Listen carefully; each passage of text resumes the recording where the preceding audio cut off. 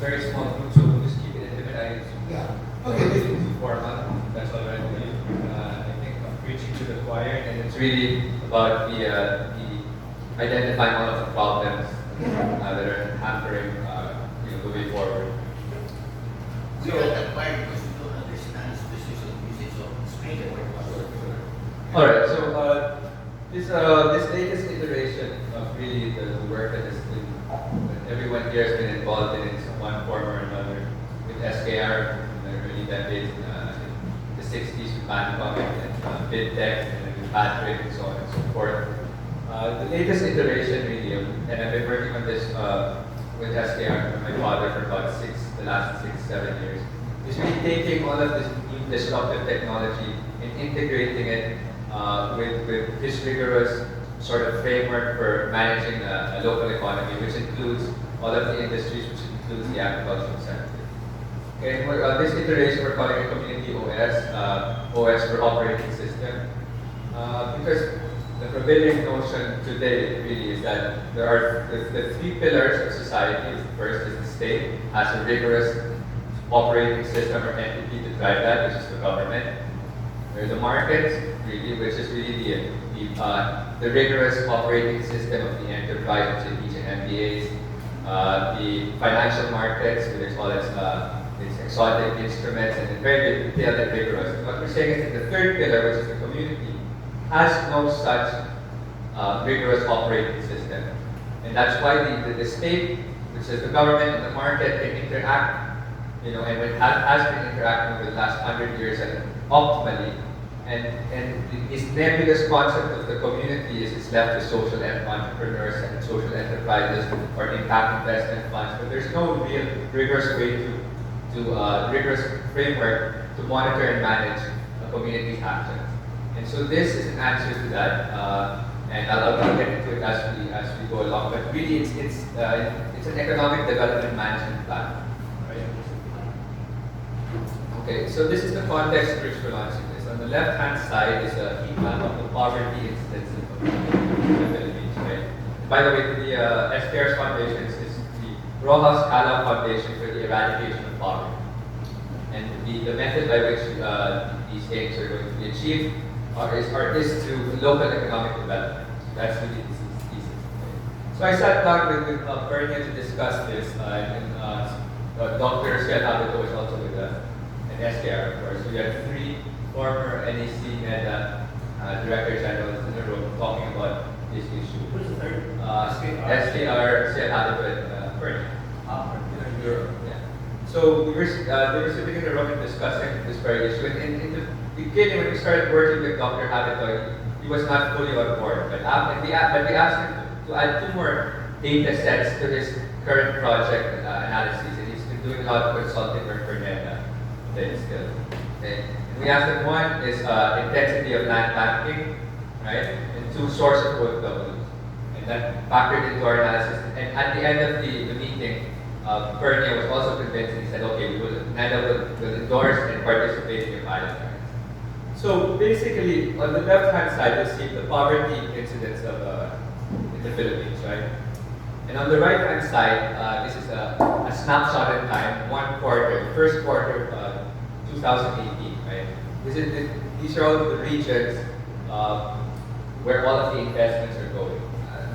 Over here, there's no point. So is there a pointer? Yes. Thank you. Alright, okay, so you'll see here, alright, the white area is the quote-unquote poverty-free area, right? And then the varying degrees of red are the intensity of poverty in the country. And you can see here, okay, the central Luzon and Calabar zone area, in that quarter alone, received about 140 billion pesos, okay, just for that quarter.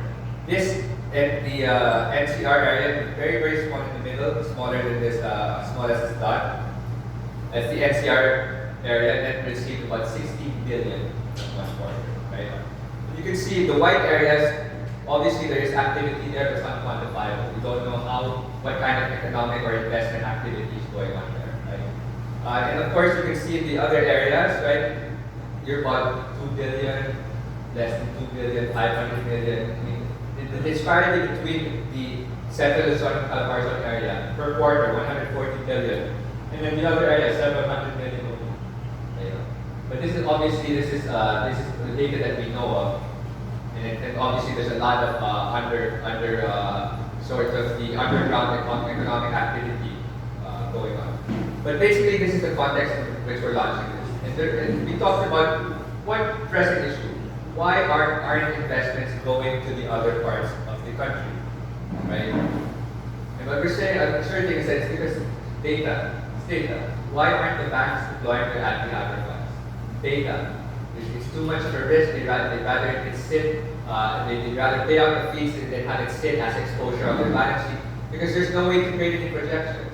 We go to some areas, to some communities, we ask them to look at their data. We say, oh, according to this, you should be drowning in bananas. They say, oh no, we add 5% every year. We've been doing it for 20 years. So there's no real way to gauge what's going on in these areas without the data. And that's really what this platform is all about. Okay? So the two problems that we're tackling is one is poverty. Okay? And our definition of poverty is that these are members of society that are not active members of their local economy. Okay? So in eradicating poverty, what we're asserting, what we're stating is that you're just onboarding these people into the economy. You're integrating them into the economy. Okay, and I'll explain how we do that. Second is unsustainable growth. All right, and then we'll talk about a little more about the factors contributing to this. But what we're saying is that the urban areas are really depleting all of the resources. They're sucking up all of the resources. And it's largely led by property developers. And Mr. Illusorio talked about that, from the perspective of a farmer, you'd rather sell, your land to a developer, and the developer itself only cares about the bottom line.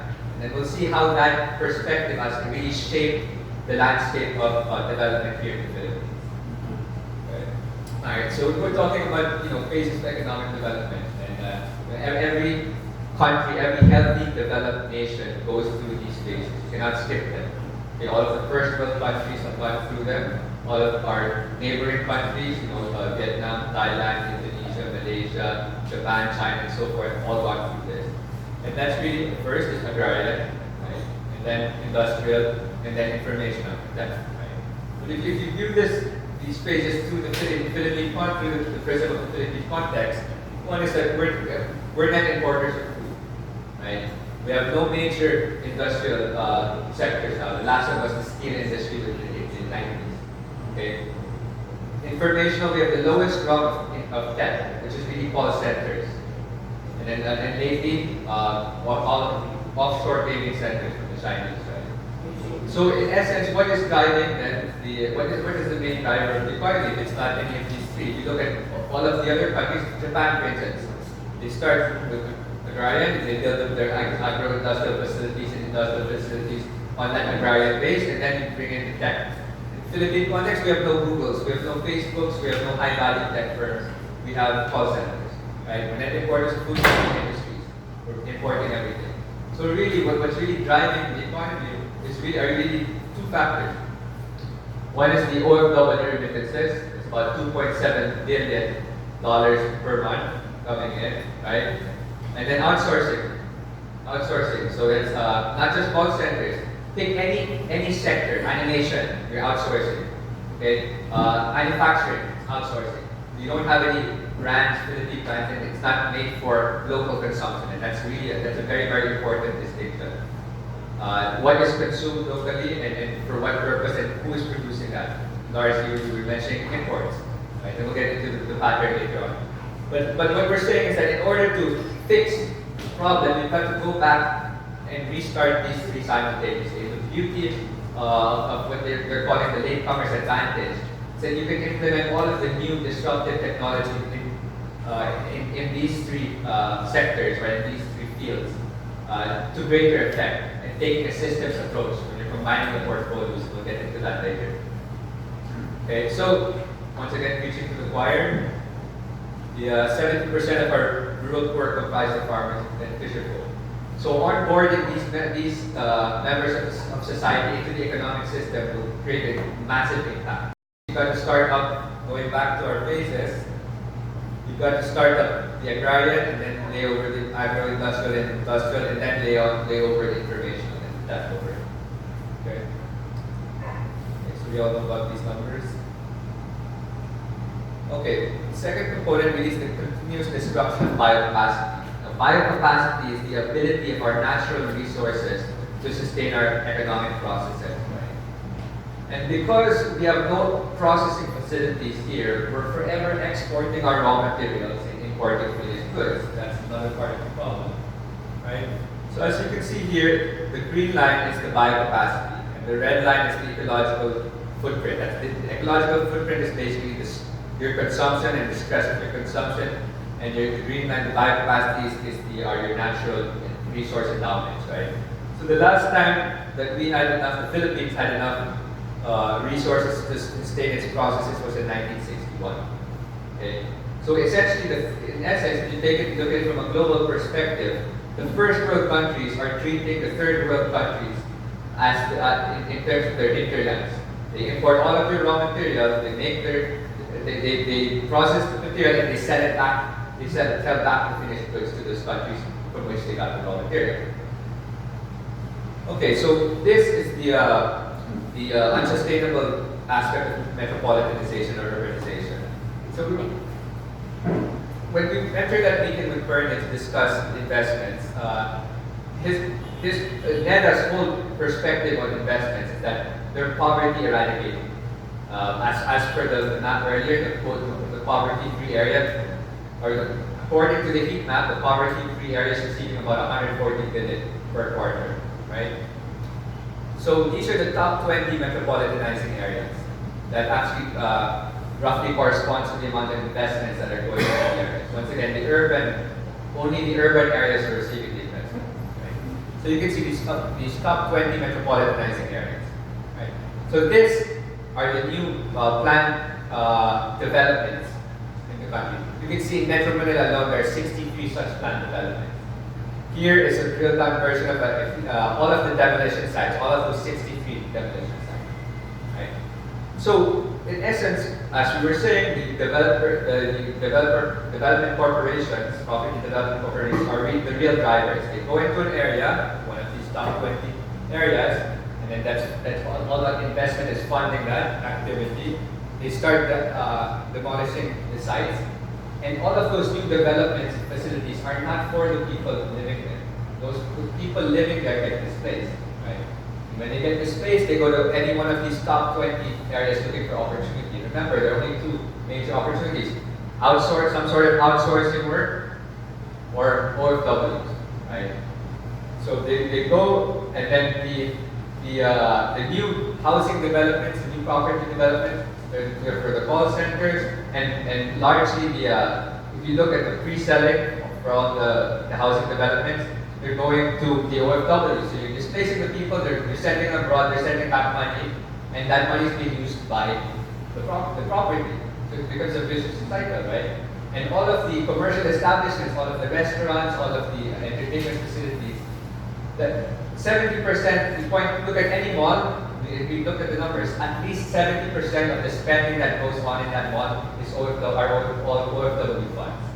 So you're actually displacing the people, they're going abroad, they're sending the money back, that money is being used to spend in the malls, and this is driving the growth of the property developers. So in essence, what's funding everything, the reason why GDP is so high is because of the OFWs, which are many. And no other country in the world has roughly off the books about 20%, 15-20% of its population abroad sending money back like clockwork. And it's been going on for so long that it's become a fundamental aspect of the Philippine economy. No other country has that aspect to it.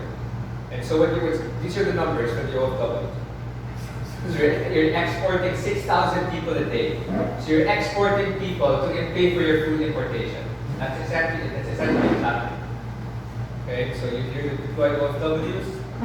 Okay, and here's the thing. So these are the top 10 major occupations.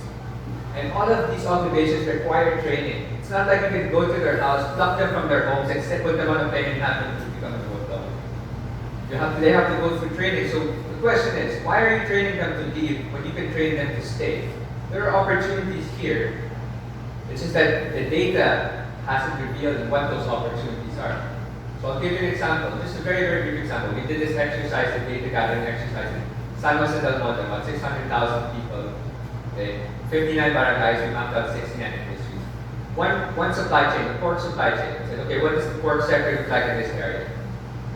We found out that they were exporting 20 million pesos of live weight per annum. They were exporting the pigs, basically.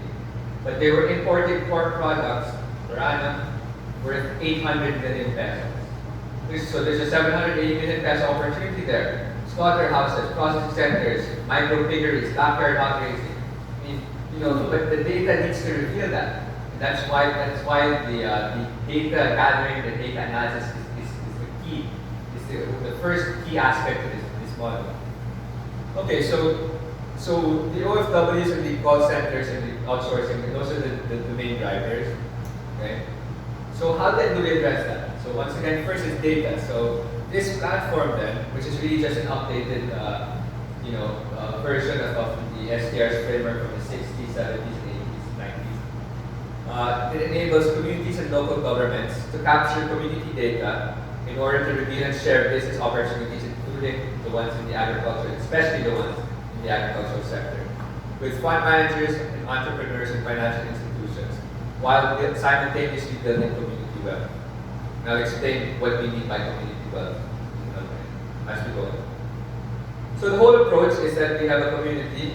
Once again, this is the third pillar, right? And what we define as a community, roughly at least, give or take about half a million people, 500,000 people. Because that's diverse enough to have a local economy, but it's small enough to monitor and manage, right?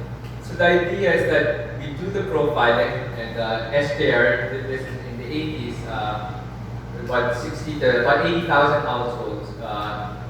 He had one Apple II computer with 512 K of RAM for every 10 barangays. And the turnover of data was every 2 weeks. And what we mean by data is really all of the consolidated income statements and balance sheets of every single household. Okay? Then you consolidate that, and then that becomes the community balance sheet and income statement. So the idea is that you do the profiling, you analyze the data, and you assess the infrastructure requirements and the infrastructure needs. And that list of requirements then generates a portfolio of projects tailor-fit for that area. It's unique to that area. That's another aspect of the problem. The national government keeps on trying to prescribe one-size-fits-all approaches to all of the areas, which is why in some areas, when the agent from the national government comes to deliver the equipment, and the people there say, "We don't need this." They say, "We don't care. Just sign here." And they deliver it, and that's why in a lot of areas you'll see, tractors and other facilities just idle. Okay. So the idea is that you have a tailor-fit approach, a tailor-fit portfolio for that area. Once again, using the example of San Jose del Monte, that pork supply chain, the number of slaughterhouses, the geographical location of the micro piggeries and the backyard hog raising as it relates to the processing center is unique for that area. The design is just for that area, and that portfolio is for that area. So then within the portfolio then are the business opportunities which then any financial institution, enterprise, or entrepreneur can then take advantage of. So the idea is to make this data open source, make it freely available.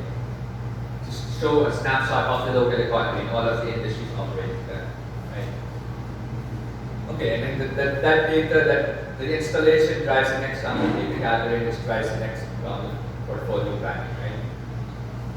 Okay, so these are the community investments. Part of the formatting error, we convert this to another file. But of course, this is not an exhaustive list, but this is the initial portfolio, the elements that go into the portfolio for that area.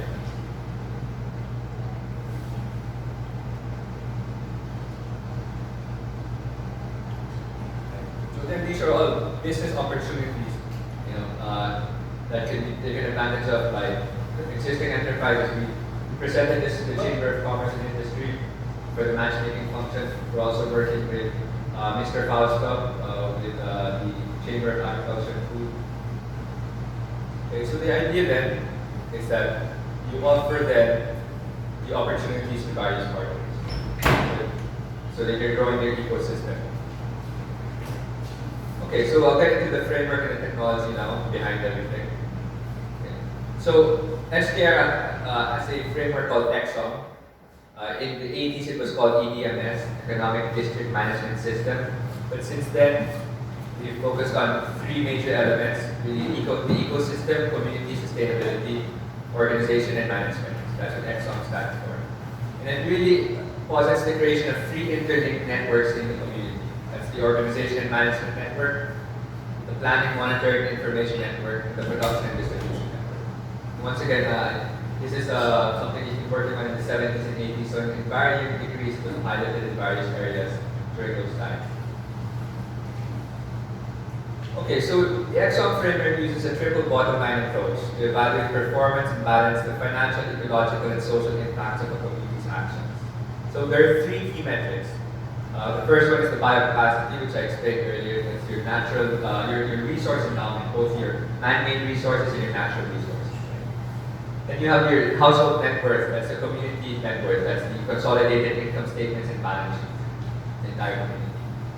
And third is the economic and ecological footprint. That's the stress of all of your processes on your biocapacity. So if your eco footprint exceeds your biocapacity, you're unsustainable. So there are three elements. We have a diagram here which we use to explain the concept. Okay, so you have your ecosystem column here. That's your natural capital, artifact capital, creditors and liabilities, your external owners. Your biocapacity is the key metric. So this is your community column. Human capital, prosumer households, which are both producers and consumers, public and government groups, private groups, and local businesses. Your key metric here is your community network. This is your sustainability column. This is your traditional MDA column. Raw materials, products and services, industries, consumption, inventory formation, capital formation, imports, exports, investments. Your key metric here is your eco footprint. So I'll give you the most common driver pattern here in the Philippines. About 90-95% of all activity follows this pattern. It doesn't matter if it's corporate activity, CSR, government agency, social enterprise, aid packages, they all follow this one. Right? That's when an external party comes into an area to build and own the artifact capital, utilize the natural capital, exploit the human capital, convert the raw materials into products and services in the form of industries that are externally owned. All of that product or service is exported. All of the profits go to them. Okay, that's your call centers are like that. Your POGOs are like that. Your property development is like that. Your social enterprise, Gawad-Kalina is like that. The key distinction being that it's one is that the external party is the majority participant utilizing the community's resources, and second, that it's for an export market. Okay. So, for instance, Gawad-Kalina, all of those human nature products that they sell in the malls or around the region are never consumed in the area. The people who make that in this area don't know what it's like to utilize those products or consume those goods, right? Okay, so this is the framework, the pattern now, the prevailing pattern now, and this is really, examine any major activity and will follow this pattern. When we are seeking to establish this platform seeks to instill is really one driven by human capital. And what we're saying is, once again, the OFW phenomenon is one where you're draining human capital from the respective areas and you're sending them abroad and you're working for an export market. It's basically exporting, same model, you're exporting your people to serve external parties. Call centers are the same. Any outsourcing work done here, which is virtually every sector, is the same. You're taking that human capital and it's being made productive for an external party. So what we're saying is that in this system, the human capital forms the basis for the prosumer households, both producers and consumers, not just consumers. Right now it's just all consumption. The OFW sends the money to the house or to the household, and then they go to the mall, they spend it. And after 10-15 years, the OFW comes back, there's no savings, there's no investment, and another family member has to take their place. In the meantime, all of the GDP, about 87% of GDP goes to about 19 family corporations. So in essence, you're sending out the people, they're sending the money back, and that's driving GDP, that's making all of the property developers, the drivers of the economy in essence. So the human capital, once again, we're saying, don't train them to leave, train them to stay. So they form the basis for the prosumer households, and they also form the basis for the public and government groups, and then the private groups and local businesses. So what we're asserting is that these two groups go into joint ventures with external parties, because obviously external parties still offer a lot of value in the form of expertise, know-how, access to markets, networks, investment capital, and so on and so forth. They just cannot be they cannot be the leaders, however, in the community, because in their perspective, they need to take care of their bottom line, so they will use utilize the resources according to that paradigm. Okay, so what we're saying is that the joint ventures will allow a win-win-win approach, because what's going to happen is that then the artifact capital is co-built and co-owned. The natural capital is cultivated and utilized. The human capital is cultivated and utilized to convert the raw materials into products and services in the form of industries that first satisfy the household and the public consumption of the area. And then the surplus is then exported. That's the opposite of the export first paradigm of today. Everything is export first. Everything is raw materials export first, or processed there and then exported anyway. Right? Okay, the profits then form the basis for the inventory formation and capital formation, and then you interact with other areas by one, importing goods from other areas, exporting goods to other areas, and then participating as an external owner in other communities by becoming an investor. So in essence, the key function of the sustainability framework really is the analysis of waste. Coconut, for instance, theoretically there are about 16 to 17 product lines that you can generate from coconut. In most areas, you're only doing 2 or 3, and then the other 14 elements are considered waste and thrown away. And we know one person here who just only cares about the coconut water, right? And he throws everything else away. We have another person here who just cares about the corn and other elements and throws away 5 tons of coconut water a day. Because they're not communicating, they don't know. You know, they could be traded, but instead they consider their respective waste material and throw it away. So what we're saying is that the waste then should be converted into inputs for more processes, for more industries. Okay? And because you're tracking the community net worth, right? All of that economic activity seeks to boost the net worth, the income statements and the balance sheets of the households, which then gives them purchasing power, so that they can procure more goods and services that are being produced in the area and imported from other areas. Okay? Which drives then the entry of more businesses into the area, because everybody has purchasing power, they see that there's a market, and so that they will deploy investment, they will deploy enterprises and so forth. Okay? So that's how you make the whole thing sustainable. And once again, the important thing here is the gathering of data. Why are Google, Facebook, Amazon, why are they the most powerful companies, the richest companies today? It's because of data. They leverage the data. They take the data from the users, they then sell it to the advertisers, and then profit goes to them. So this system, what it does, it monetizes the data for the households. Taking the data, you're consolidating it, you're analyzing the investment opportunities, the business opportunities. And then all of that activity is benchmarked against how does the installation of this portfolio affect the bottom line of the community, which includes the community enterprises. You're not excluding, and because they're joint ventures, it's win-win-win. Because the external parties win, the local parties win, and it's more sustainable because then over time, the net worth of the community will constantly increase. Okay, so this is how we gather all of the data. So we do it by clusters. So we have a cluster of 5 to 7 households. We consolidate the income statements and balance sheets for those households. That's Purok. And a cluster of Puroks is a barangay. And a cluster of barangays with Poblacion is a municipality. 5 to 7 municipalities is an urban center is a community or a congressional district roughly. About 500,000 people. And then you can further consolidate the data by a province, region, and nation. Right?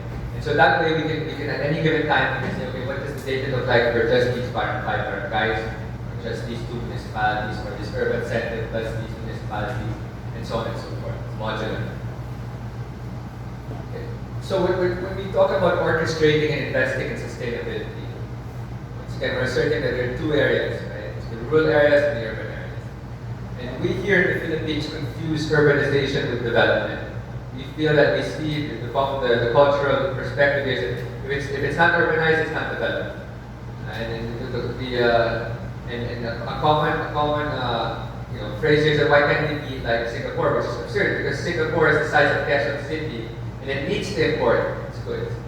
Okay? Whereas the urban areas here, we're currently importing the raw materials because when the land banking occurs, right? When the mall gets put up, it increases the land prices around, right? And then so the land bankers start coming in, land banking, because the mall is the harbinger of quote-unquote development and urbanization, right? And that's the typical land holding pattern of the land banker is 12 years. Okay? So for 12 years, that land is idle. In many areas, they also cut off the irrigation to speed up the conversion. Because if you cut off the irrigation, then you can consider it as idle, but that affects all of the other farmlands also. And then you have people like Villar, where they're creating farm-to-market roads, and then they're coming in and buying those farms. So in essence, those roads are just now subdivisions, right? So what we're saying is that the urban areas should provide these elements to these areas, not to turn them into other urban areas, but to increase the productivity of these elements, which we're currently importing from other countries, to these areas. So instead of importing them from other countries, we should just be importing them from other areas in the country, making those areas productive. Right? So you're integrating it into the economy.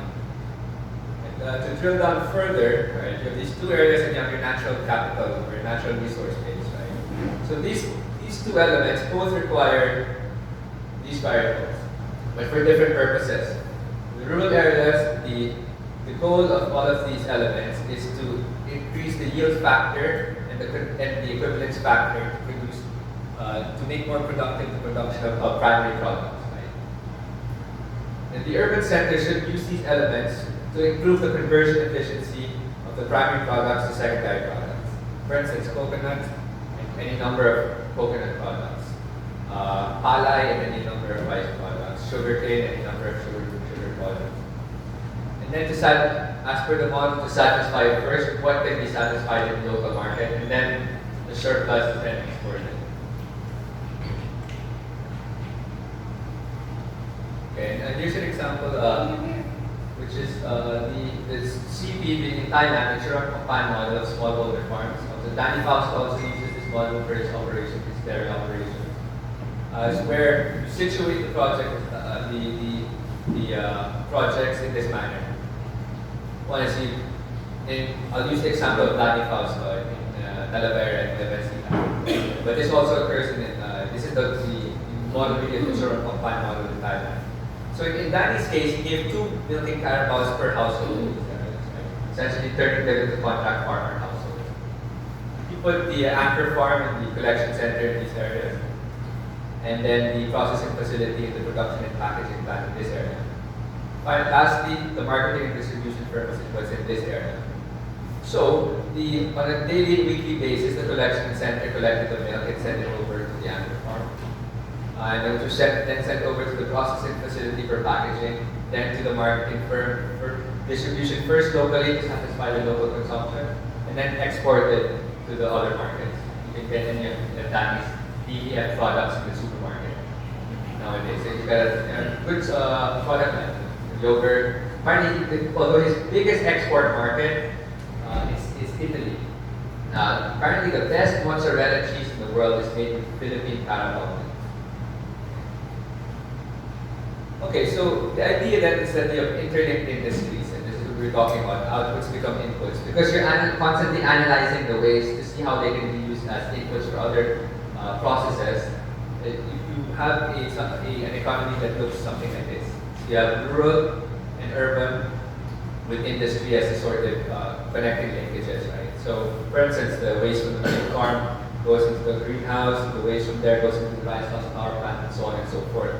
And if there are any waste elements left over, that becomes an opportunity for business to come in, for innovation to occur in terms of entrepreneurship, enterprise scaling up, and so forth. Right? So this is constantly evolving, and because you're tracking all of the inputs and the outputs and the impact on the economy as well as the impact on the balance sheet, so both the corporations and the households, you're ensuring that everything is optimized.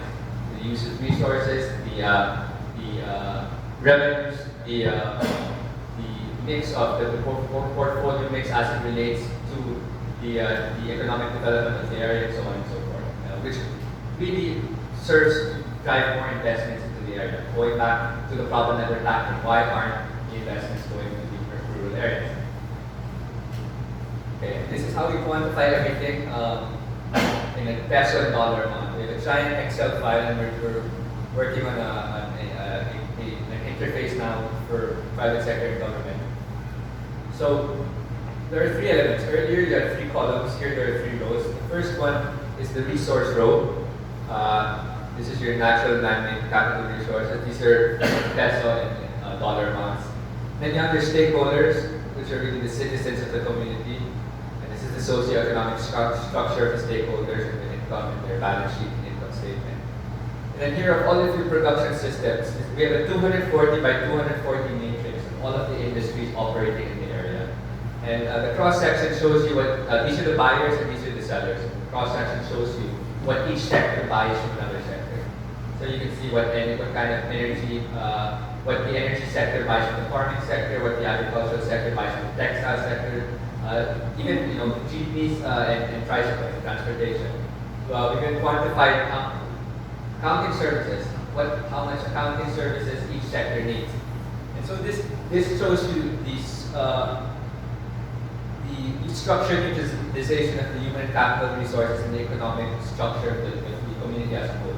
The industries operating in it, in which industries are ripe for investment. This is how we derive the opportunity from for San Jose for the pork supply chain. We determined for the analysis that they were exporting 20 million pesos of live weight, and yet they were importing pork products for 800 million pesos. So therefore, by simulating, all right, what will it look like if we introduce X number of slaughterhouses, X number of processing facilities, X number of piggeries, X number of backyard operations. That all goes into the columns here. That shows you what the economy looks like and how that will accrue to income for the corporation, income to the community, and so forth. All right. So anyway, this is the production, consumption, capital formation, and trade performance.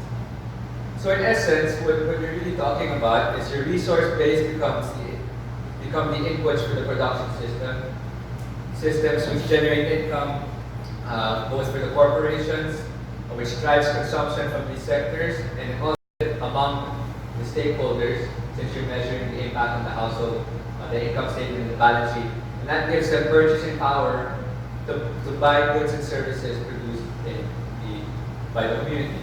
And then that drives the next round of growth, basically. So these are the data sets. This is the matrix usage. We've developed a prototype software to manage and monitor all of that data. These are the changing values.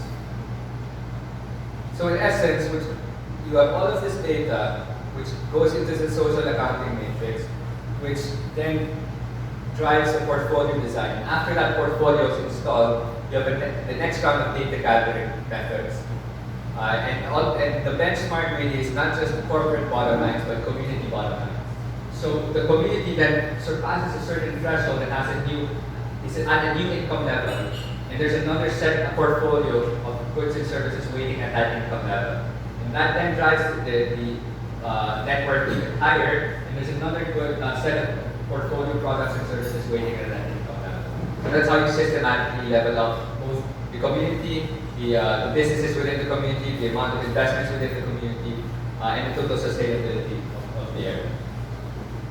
Okay, these are the tech investments that go into the system.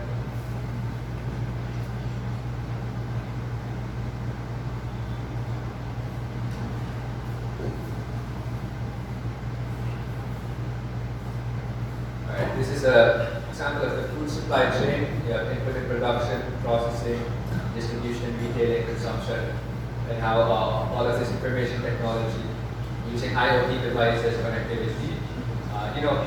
To make a slaughterhouse quote unquote smart, you just need two devices. One in the weighing scale, another one in the loading bay, and then you're generating that data automatically.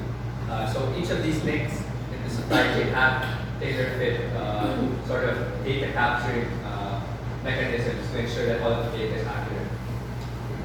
So once again, you take into account the waste, how that impacts the biophysical environment and what the needs are from the socio-technical environment, and take into account energy and transportation costs.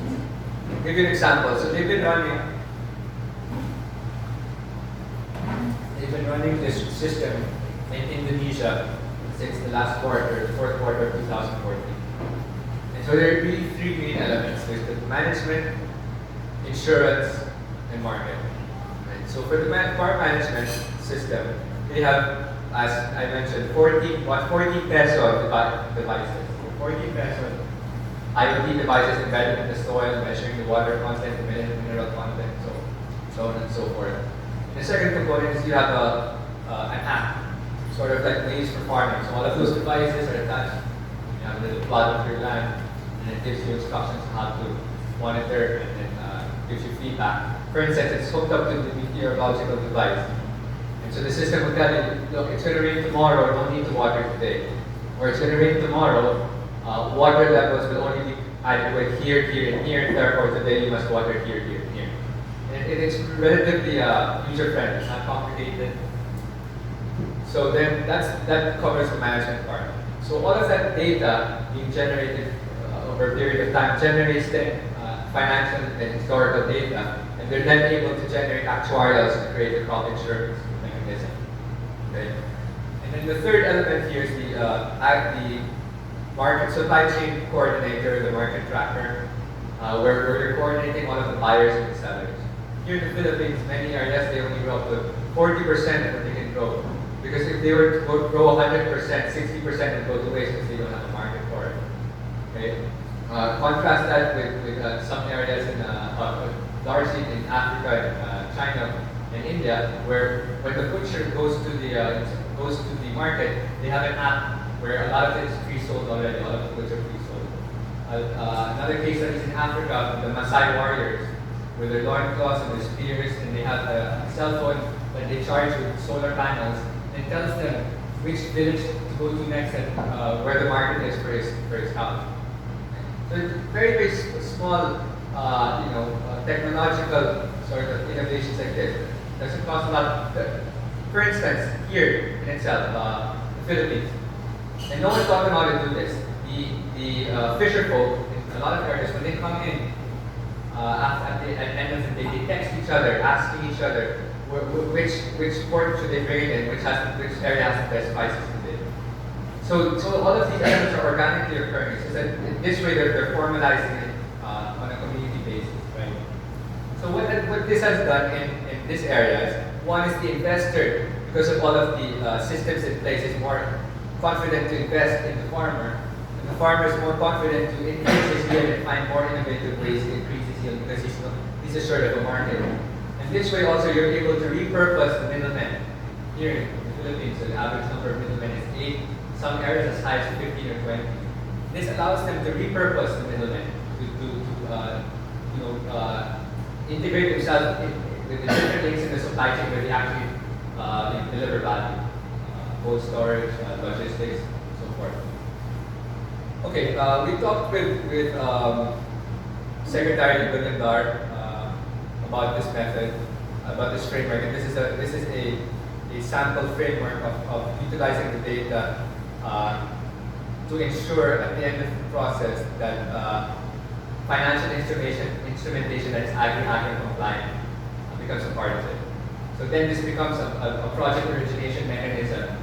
At the end of the day, of this projects, all of which have been vetted because we're actually linking them to actual market needs, which is then de-risking the whole portfolio because you're talking about an integrated supply chain portfolio. And we brought this up with UCPB, the Land Bank, and obviously the Chamber of Commerce and Industry Street Chamber of Agriculture. I also met with the SEC, the chairman of the SEC, and the commissioner of the SEC to talk about this as a project origination mechanism. And they all agree that, look, if this method were installed, yes, they would be willing to finance all of the projects that came out of this process, including floating municipal bonds. SKR this group accounted for 95% of all municipal bond quotations in the early 90s to the early 2000s. And so the SEC wants to revive that, and many LGUs want to revive that. This also is perfect for that, because this then allows the LGU to then float bonds for all of these facilities, and that's what we're talking about. The facilities are needed, and they should be quote-unquote Uberized. They can be owned by the LGU and then made free to use by all of the farm communities. That way, the depreciation and the assets are sitting on the balance sheet of LGU, and the farm community doesn't have to pull resources to buy those facilities. And that will solve what we're talking about, the palay problem, laying it out on the road to dry because they're in the drying facilities. Okay, anyway, this is the portfolio company financing cycle for the various community enterprises. So on a matchmaking function, for instance, talking, let's say, with Danny Fausto in the Chamber of Agriculture. So going back to San Jose, we've identified, we mapped out 69 industries. So looking at the pork industry, the pork supply chain, we can then offer these opportunities to the Chamber of Commerce, to the Chamber of Agriculture. Say, okay, who among your members wants to take advantage of these opportunities? We've vetted the market, we've analyzed the supply chain, we can even link you up with our investment banking partners. The Bancom Group has recently gone into a joint venture with CIMB Bank to create a CIMB Bancom Capital Corporation. And so the idea is to work with the local banks to create Agri-Agra compliant financial instruments utilizing this framework. Sorry. Okay. But the overall goal really, from the community perspective, is this is the life cycle of a community, of a household, family. What we're saying is that the OFWs do not have savings, do not have investments. But because this system tracks the household income and the household balance sheet, you're taking a percentage, a portion of that increase, and you're putting it into a community fund, sort of like a mutual fund for the community, which then invests in the projects generated by the analysis. So come retirement age, there's passive income in the form of dividends and annuities. So after installing this in one area, the future generations will then be poverty-free. Because you're really, the main metric that you're tracking is the household and community network. We have a partnership with Unity 3D through the 3D component. And one of our team members used to run global operations for EA and Blizzard, the top two video game companies. And during this time that they bought SimCity, so they've got all of these coders. So the idea then is to take this information, put it into an interface that is readily and easily utilized by government agencies, private sectors, financial institutions, community members, to quantify the opportunities and also track the investments, track the balance sheets, track the delivery of government services, and so on and so forth. Okay, and then you have control by multiple devices, and then you have real-time metrics. So really, it's a four-sided business model. You have the local communities themselves, because you're creating a center to house all of that data, which is then leveraged with the public sector, the private sector. Then you have the city governments and the LGUs and the municipalities. Then you have the financial institutions and fund managers. Then you have the entrepreneurs, enterprises, Chamber of Commerce, Chamber of Agriculture, and so on and so forth. Okay, San Jose Del Monte, we mapped out 69 industries. We're talking then about packaging a lot of these investments now. We have other pilot projects. We've been invited by BARM, the leadership of BARM, to install this in BARM. We're working also with Dr. Morato's group to install this in Marawi. The mayor of Alapinos has requested that this be installed in his town. Secretary Dar has requested that we look into Isabela, so we're coordinating with Department of Agriculture now. SPR and my brother-in-law, Philip Camera, are talking about doing this in a couple of barangays in Zambales were built after. And lately we had a meeting with Mr. Adonius also and Mr. Fausto with Governor Yang, but I don't know how that's going, seeing as he's had encountered a bit of difficulty now with this, some legal matters from his time as Department of Agriculture Secretary caught up with him. So we don't know yet what the status is with that. Okay, for those interested, these are the data sets that we monitor and manage. I don't think you can read it. But yes, thank you. That's my presentation. Okay.